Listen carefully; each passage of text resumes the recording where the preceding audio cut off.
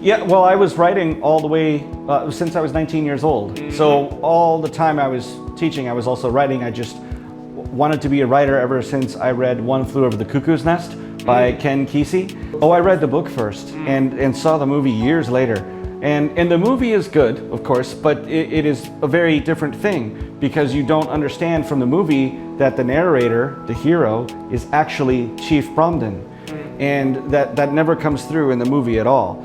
But what Kesey did with Chief's voice throughout that book, I thought was masterful because you can tell he's mentally disturbed at the beginning, and then he gets better as the novel goes along and his language improves. And I thought that was astounding to see the actual evidence of his mental state improving because the language improves. And it's a very meticulous, careful thing that Kesey did. So I was so impressed with it, I wanted to write in first person because I thought it revealed so much about the character. And so I continue to write in first person pretty much all the time now. I began, believe it or not, with Wikipedia because they have the links at the bottom for primary sources. Yes. So when I went to Tua de Danann and I started looking up the gods and goddesses there, I realized through those bibliographic links that Trinity College in Dublin has online for free all of the old Irish myths online translated into modern English side by side. So you have Old Irish and English side by side on the screen and you can read them for free. Now, they're not really published in a book form, so they're more difficult to find in that sense. And a lot of people haven't read the original Irish stuff because you just don't find books of them lying around. But it is available online. So I read those. I read the original source material. And that's what I used as a basis for creating these characters that are now 2,000 years older than those stories that were originally told about them.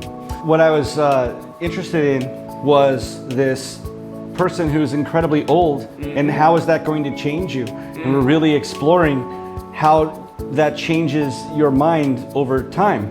And one way that it can change you is that you cease to care about other humans because they're all going to be dead soon anyway. So it's okay if I do whatever I want.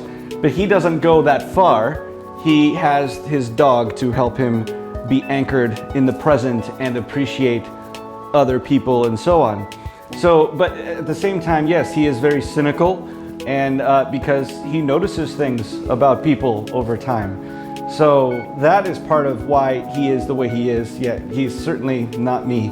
So he has a lot of issues that he's working through. And he might think that because I'm old, I'm kind of better than everybody just because I've survived longer. But of course, he is not. He's human like the rest of us, and he has his flaws. But my serious theme throughout my series is not just a tolerance of other faiths and cultures, but an acceptance of them and an appreciation for them. Because my main character, he is the last practitioner of Druidry in the original form. Yep. He cannot afford to be a religious bigot. He cannot afford to say to other faiths, no, you're wrong. So he appreciates all other faiths and the deities of those faiths. He realizes that they are real and that our beliefs give them power.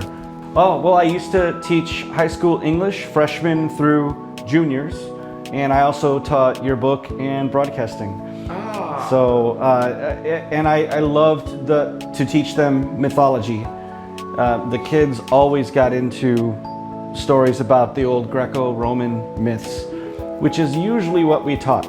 We didn't have a lot of access to other mythologies or, of course, other faiths. We were supposed to stick to what was called classical mythology, and that basically equaled Greco-Roman in America.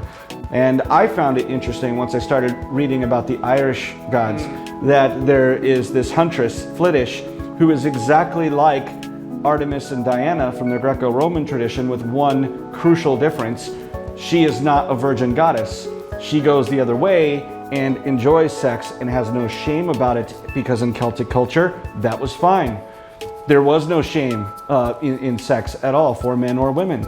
So she represented that. Flittish could not be satisfied by, I think, 6 or 7 men. She had to have 6 or 7 men to even begin to be satisfied in one night. So that was something that was very purposefully written by the Irish to contrast Flittish with, Artemis and Diana. And I always kind of, I think it's interesting how there was obviously some communication between the cultures, or else you wouldn't have this deity that's so similar.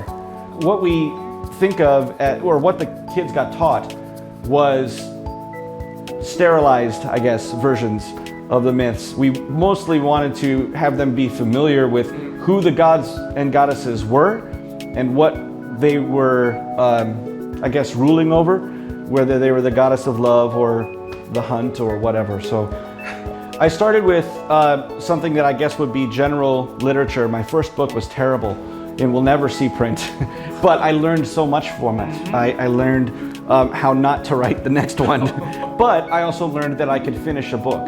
And that's the main thing that a lot of people never really follow through on. They think, well, I could write a book. Okay, good, go ahead. And then they don't actually get it done. Go through everything. Yeah, so once you finish that first book, you will learn so much during the process that your next book will be easier to complete and also much, much better. Think of it as like training wheels, your first book. It's like learning to ride a bicycle. All right, and now once you've learned, you're not going to go back to those training wheels. You're now going to do something much better with your second book. Most authors that I know, it's not their first book that gets published. It's their second or their third or their fourth. I think Brandon Sanderson says he didn't sell his first book, was actually his 9th one that he completed.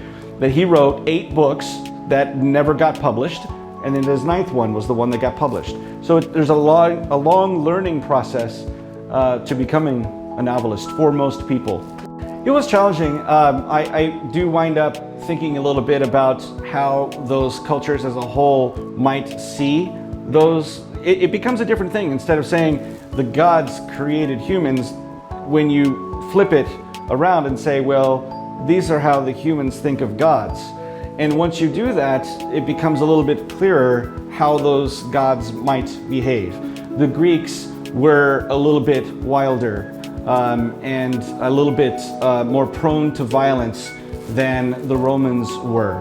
And so I kind of had a little bit wilder appearance and behavior for some of the Greeks than I did for the Romans. Jupiter is much more restrained than Zeus, for example. So, I think that in some of the other cultures where I have deities show up, especially the Irish one, it took some time to figure out how they would behave in the modern day versus the last time stories were written about them, which was, if you have, almost all cultures have some aspect of fate woven into their faith or their myths. And so with the Norse, it was the Norns, and they were the ones who would spin out your fate, and they were the past, the present, and the future. So by getting rid of them, you now have nobody making sure that Ragnarok happens as it was foretold. And now Ragnarok can happen in a completely different fashion. So the first part of that, digging into his past, there's a couple of solutions to that. I have actually done quite a few short stories and novellas about those previous days. And one of them has just been published in Taiwan called Shield of Gaia. Those are all short stories, mostly about his past. And then I have another one coming out of new stories in the United States, which will hopefully be in Taiwan as well, and it's called Besieged. And that also has stories from his past, going back to the time before he was even a druid. That, when his archdruid found him and met him and took him on as an apprentice. So that will definitely show up. And then we have the last book coming up. A lot of the overarching story about Ragnarok and Atticus's conflict with the Norse pantheon is going to come to a head. And in order to defeat the Norse pantheon and the other perhaps dark forces that Loki came up with,